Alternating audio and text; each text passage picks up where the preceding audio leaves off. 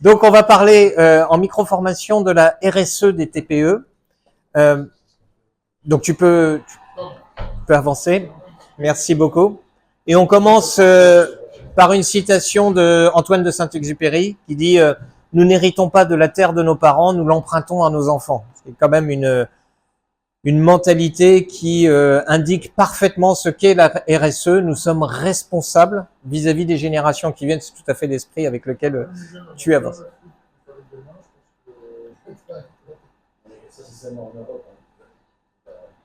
Alors, les gamins, effectivement, n'en ont rien à foutre, tout ça. Pas tant que ça, certains. Et puis surtout, c'est un peu de notre faute. On les a autorisés à faire des choses comme commander à l'autre bout du monde, à autoriser les retours. T'achètes 3 pantalons, t'as le droit gratuitement d'en retourner 2 une fois que t'as fait tes essais.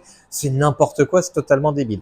On va avancer. Donc, sur la RSE, pourquoi je vous en parle? Ce n'est pas obligatoire pour les petites entreprises, ni pour les petites PME.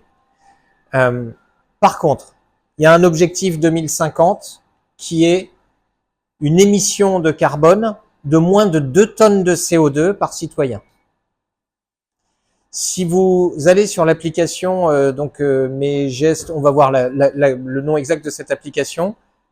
Le gouvernement a un impact carbone, et quand on le divise par nombre de citoyens français, c'est que nous, chaque citoyen, à utiliser le gouvernement, on a un impact de 1,5 tonnes par an d'utilisation de nos structures, les hôpitaux, police, écoles, etc., etc. Donc, la neutralité en 2050, c'est un objectif, et comme c'est un objectif gouvernemental, quels que soient les gouvernements qui vont se succéder, c'est un engagement de la France vis-à-vis de l'Europe, et donc il y a quelque chose, tu le disais toi-même, dans les voitures, il y a un objectif 2035, etc.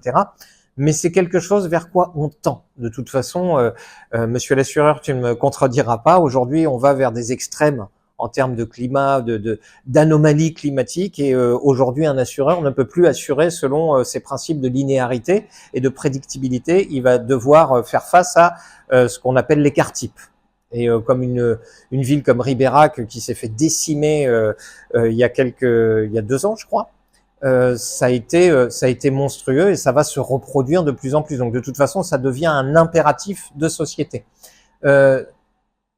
Aujourd'hui, la problématique, c'est comment je prends conscience de ça et comment je peux l'intégrer dans mon entreprise et surtout dans mon faire savoir.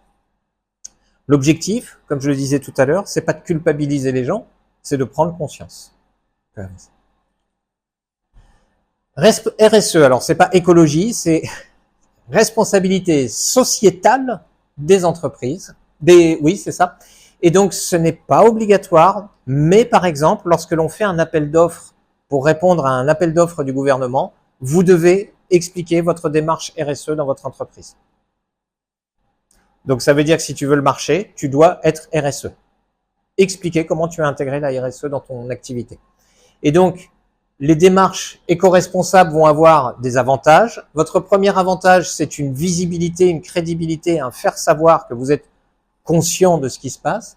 La deuxième chose, donc votre exemplarité, vous devez comprendre, comme je disais aussi tout à l'heure, c'est pas un label, la RSE. Pas encore. C'est pas encore un label.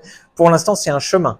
C'est ce qu'on demande puisque c'est un objectif 2050. Et qu'on a du mal quand même aujourd'hui à pouvoir imposer des choses, puisque l'émission de carbone est un usage et pas quelque chose de très maîtrisable.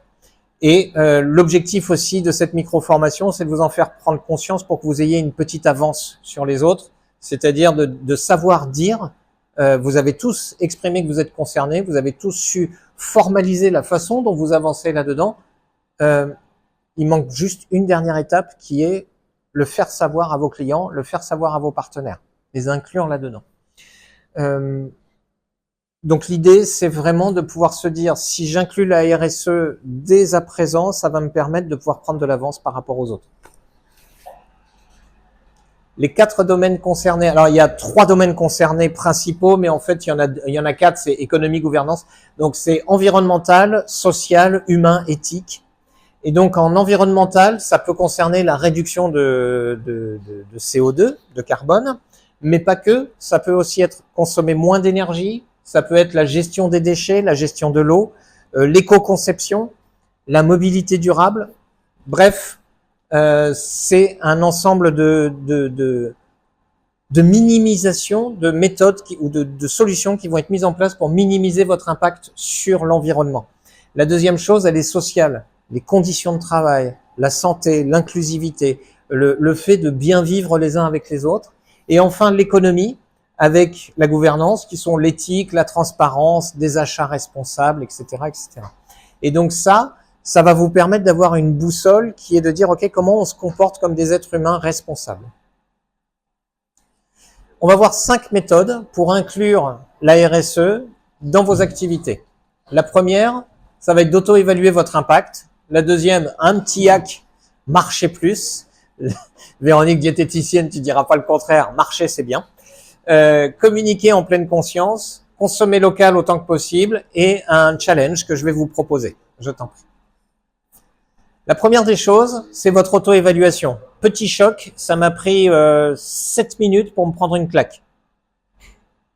L'application, Nos gestes climat, vous la téléchargez. En fait, vous ouvrez l'application Nos gestes climat, vous vous inscrivez, c'est gratuit et ça vous permet de comprendre. Alors, il y a un questionnaire et ce questionnaire, c'est vous faites quoi, comment vous le faites, quels sont vos usages, vous vivez dans quoi, qu'est-ce que vous avez comme chauffage, etc. Bref, ils essaient d'avoir les KPI de votre consommation et de vos émissions de carbone. Et personnellement, Bibi, moi, a un impact annuel de 6,3 tonnes par an d'émissions de carbone. Et la deuxième chose, j'ai un impact de 4900 litres d'eau à moi tout seul. J'ai pas l'impression de consommer 4900 litres d'eau par jour, hein. Par jour. Je te jure que quand tu utilises toutes les infrastructures autour, que tu ne comptes pas que ta douche. Vous savez, il y avait eu un slogan pisser sous la douche ne suffira pas. C'est pas moi qui le dis, hein, c'est un bouquin qui a été écrit comme ça. 4900 litres d'eau par jour. C'est l'application qui me l'affirme. Je ne vais pas remettre ça en cause. Par exemple, quand je mange du maïs, cet épi de maïs, lui, il consomme 10 litres d'eau par jour. Le plant de maïs. La consommation d'eau est quelque chose dont on ne se rend absolument pas compte. Rien que pour l'exemple, nous on a mis la récupération de pluie. Sur la maison, tu as mis la récupération. Ouais. Voilà, donc ce qui alimente les toilettes et la machine à laver le linge, rien que ça représente la moitié de notre consommation d'eau. C'est énorme. Hein. C'est gigantesque. C'est pour ça qu'en Belgique, par exemple, on n'obtient plus de permis de construire s'il n'y a pas le système de recyclage. Alors qu'en France, si tu prends un système de recyclage, Fred, dis-moi, je me trompe ou si en France, quand tu vends un bien immobilier, tu dois pas avoir un système de récupération des eaux sur le toit parce qu'en fait, ça va pas dans le tout à l'égout, ça retombe pas dans le sol. Et il faut que ce soit déclaré en mairie.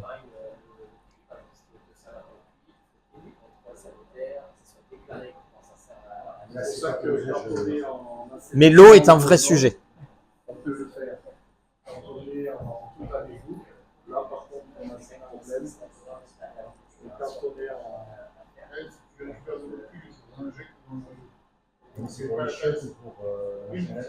Non mais c'est une question d'hygiène ça, c'est-à-dire que tu peux aller plus loin, tu peux avoir des systèmes de récupération avec lampe à UV, etc.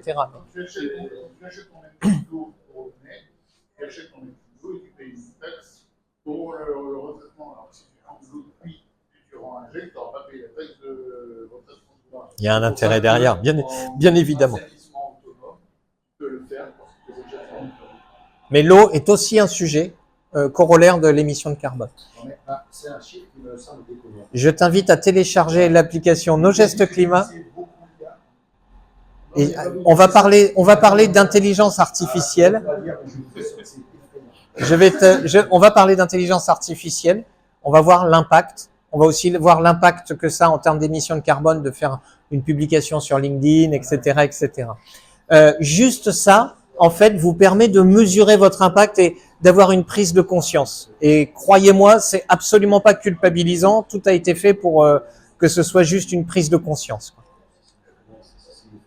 L'idée, je vous invite à le faire, c'est de prendre 10 minutes pour regarder ce que ça donne. C'est édifiant. On peut passer. Merci. Premier petit geste, arrêtez d'utiliser la voiture.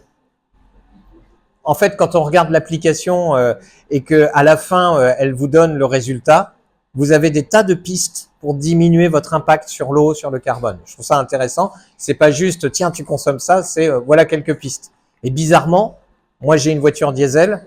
Il me dit, tu es à 6,3 tonnes. Si tu veux diminuer de 45% ton impact, vire ton diesel.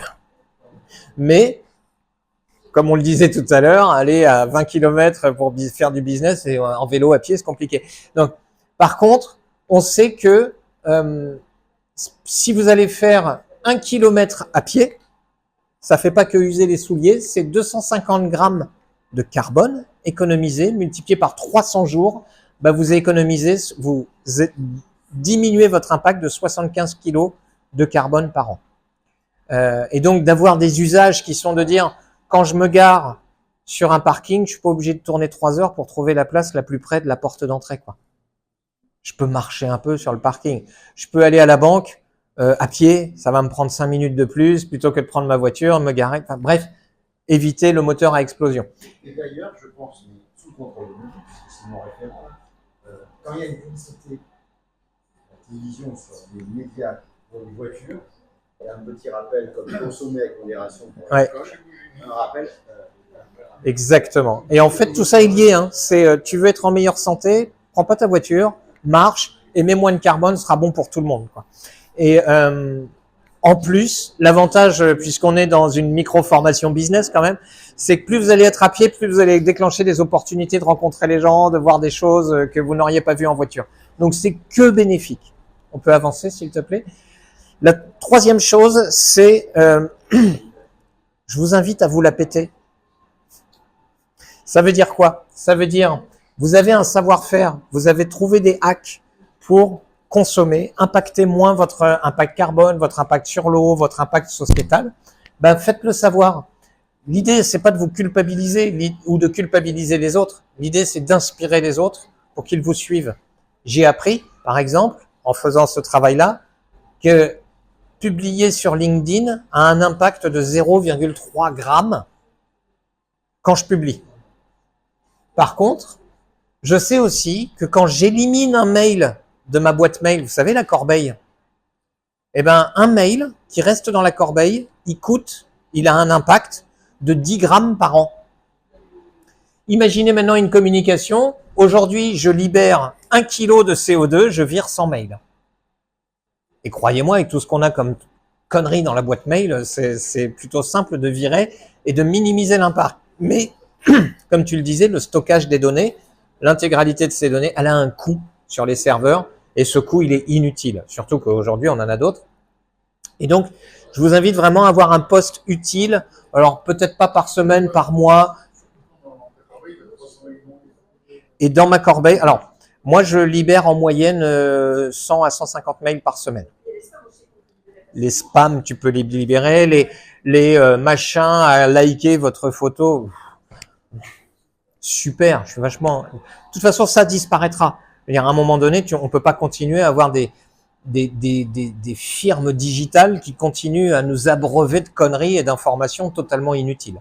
Donc, Tu vois, Pascal, je vais couper la parole. Je crois que l'État français vend une terre d'asile extrêmement favorable pour héberger un site donné, parce que notre nucléaire, je ne sais pas ce qu'on met dedans, il faut bien la construire à cette année, et une énergie propre. Et donc finalement, on peut dédramatiser. Si l'énergie est propre, on peut consommer. C'est pas faux. Ouais, enfin ça par contre on en reparlera de l'impact nucléaire dans quelques années. Aujourd'hui, si tu t'intéresses à ça, on est obligé d'agrandir les stocks en dessous, quoi. Tu vois, rien n'est neutre en fait. Rien n'est neutre en fait. Eric, si tu veux bien, s'il te plaît. Merci. Non, il y en a une 4 avant, je crois. Il n'y a pas un slide avant? Avant, là, t'arrêtes pas d'avancer. Voilà, donc 1 km à pied, ensuite savoir-faire, le 4, consommer local. Alors, je vous invite à lire un bouquin qui s'appelle L'économie du donut. Donc c'est Kate Raworth. En fait, elle explique que l'économie du donut, c'est que juste en fait, elle a dessiné 2 cercles. Il y a un cercle et un autre à l'intérieur. Ça ressemble à un donut. Et en fait, le cercle extérieur, c'est les limites de notre environnement. Et le cercle intérieur, c'est les limites du social. Ça sert à quoi de faire une société s'il y a des gens qui sont exclus à l'intérieur de ce truc en massacrant les gens, en appauvrissant les gens et en étant une société qui n'est pas humaine. Et le cercle extérieur, c'est les limites de notre environnement. Croire qu'on peut puiser en permanence dans une planète en se disant c'est illimité alors qu'on sait très bien que c'est limité, c'est juste très con. Et donc, elle propose une vision de l'économie qui est une vision qui tient compte de deux choses, les limites de notre environnement et nos limites sociales. À quel moment c'est acceptable, à quel moment c'est plus acceptable d'avoir des êtres humains qui sont soit surexploités, soit délaissés. C'est pas normal qu'aujourd'hui, on parlait d'IA, c'est pas normal que en Dordogne, il y ait des gens à qui on dise bah tu peux pas te soigner même si ta maladie elle est grave parce qu'il y a plus de médecins autour, quoi. C'est pas normal. Et donc ça c'est l'économie du donut et aujourd'hui on n'est pas du tout dans cette économie. On est encore dans des économies keynésiennes du 19e siècle. Ces économies-là, il faut savoir que ces économistes n'avaient pas conscience de ce qu'ils racontaient en termes de social. Donc, pour minimiser ça, c'est avant d'acheter sur Internet, demandez-vous si la solution n'existe pas en local. Ça peut être intéressant. Alors hier, ce matin, j'ai vu le post d'un artisan en Dordogne. Je crois que c'est toi, Jérémy, qui a liké ce qu'il a mis. C'est un type qui critique sa cliente qui pour 30 balles. Donc je pense que c'est pour 100 euros un produit à 100 euros. Lui, il le vend à 130 et il fustige sa cliente en disant pour 30 balles, elle m'a dit à moi, artisan local, qu'elle préférait acheter sur Internet. Bonne chance. Il l'a pas insulté, mais ça se sentait très très fort, etc. C'est pas comme ça qu'on fait pour faire prendre conscience aux gens que le local est important. Ce qu'il y a de bien dans l'économie du donut, c'est qu'elle a deux idées phares, qui est l'atome, ça pèse lourd, les idées, ça pèse rien. Donc chaque fois que vous déplacez de l'atome, ça a un impact carbone. Par contre, les idées ne coûtent rien en termes d'impact carbone. Partagez les idées, minimisez les circuits. Et donc, avant d'acheter, vérifiez que ce soit disponible en local. Posez des questions à vos commerçants parce que c'est pas toujours la faute du consommateur, c'est parfois le commerçant qui fait des raccourcis, qui achète à l'autre bout de la planète, etc. Et communiquez sur votre démarche. Soyez viral dans votre façon de faire sans être culpabilisant, bien évidemment. Sénèque, ce n'est pas parce que c'est difficile qu'on n'essaie pas, c'est parce qu'on n'essaie pas que c'est difficile. On avance, s'il te plaît, merci. Donc, petit défi pour les membres. Un arbre, quand on le plante, il capte en moyenne entre 20 et 30 kilos de CO2 par an. Moi, j'émets 6,3 tonnes par an. Comment? T'en as planté 11, je te félicite. C'est génial. Eh ben justement, moi, ce que je vous propose, on peut pas le faire en août, hein, ça marche pas quand on plante des arbres. Donc, on va le faire en octobre, fin octobre. Je vous propose un challenge. On achète tous un arbre. Alors, un arbre, ça vaut entre 20 et 25 balles. Hein. Un chêne, est-ce que je l'ai noté? Chêne Cécile. En fait, le chêne Cécile, il est super sympa parce qu'il capte beaucoup de carbone, mais surtout, il résiste à la sécheresse. Donc, il est capable d'avoir un stress hydrique. Comment? Il résiste à la pluie? Ouais. Ah. On pourra en discuter avec un pépiniériste. Je vais aller le voir. Bonne nouvelle, c'est Didier Salé de Rocheclair qui est à Thiviers, qui nous prête un terrain pour planter tous ces arbres. Enfin, il nous prête, il nous dit, ben voilà mon terrain, allez-y, vous pouvez planter là. Et on a plus de 300, 400 mètres carrés pour planter chacun un arbre. Donc moi, je vous propose un challenge dans lequel on va tous planter un arbre. On va se prendre un samedi après-midi au mois d'octobre, novembre. On va tous planter un arbre et on pourra le baptiser, et surtout, on va en faire une méga pub sur les réseaux sociaux. Si on arrive à planter 40 arbres, on capte en moyenne une demi-tonne.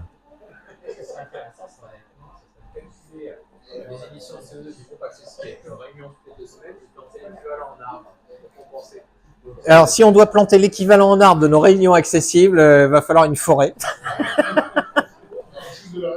Non, parce qu'un arbre ne capte que 20 kg de CO2 par an en moyenne. C'est pas le meilleur puits de carbone. Et puis surtout, en plus, c'est neutre. C'est-à-dire qu'il capte le carbone maintenant, mais à un moment donné, il va le restituer. Mais plus lentement. Sauf si tu le brûles. Donc, faut faire attention à ça. Et c'est d'avoir un impact minimisant. C'est comme toi qui es chauffagiste, tu le sais très bien, la meilleure énergie, c'est celle qui n'est pas consommée, quoi. C'est comme ça que tu fais des économies. Donc, c'est plutôt minimiser l'impact. Et l'arbre, il y a un gars sur la planète, il a planté des milliers et des milliers d'arbres. C'est vraiment, il a remis de la forêt sur la planète et c'est très, très bien. Mais c'est pas suffisant. Aujourd'hui, on est 8 milliards, on émet 10 tonnes de carbone chacun. C'est monstrueux. On peut avancer, s'il te plaît, Eric. Donc, on reprend ces 5 éléments-là. Hop. L'idée, c'est que vous ne devez pas avoir la RSE comme une contrainte ou quelque chose de culpabilisant, mais comme une réalité qui nous arrive dans la face et qui est importante. Moi, j'en veux beaucoup à la génération d'avant parce que les gars, ils ont consommé, mais ils n'avaient pas conscience. Nous, on a conscience. C'est quand même la grosse différence. On a l'info. Et pour les enfants qui viennent, ben, j'ai pas envie de leur laisser une planète à 50 degrés l'été, des écarts types monstrueux, des averses de grêle, etc. Et donc, l'idée, c'est pas de culpabiliser, mais de se dire comment moi je peux agir pour les générations qui viennent après. Et enfin, donc, on reprend ce challenge. Ce sera en octobre, fin octobre, début novembre. Ça se passera à Thiviers. On vient avec de la pelle, de la bonne humeur, avec nos arbres. Je pense que si on a un pépiniériste, il arrivera avec tous ces arbres d'un coup, il nous aidera à planter. Et l'objectif, c'est de faire une méga pub là-dessus et de tous communiquer ensemble et puis de faire un bon team building sympa qui puisse être valorisant pour tout le monde. Mais il y en a dans le coin à Thiviers des mini-pelles, pas de problème. Est-ce que vous avez des questions ?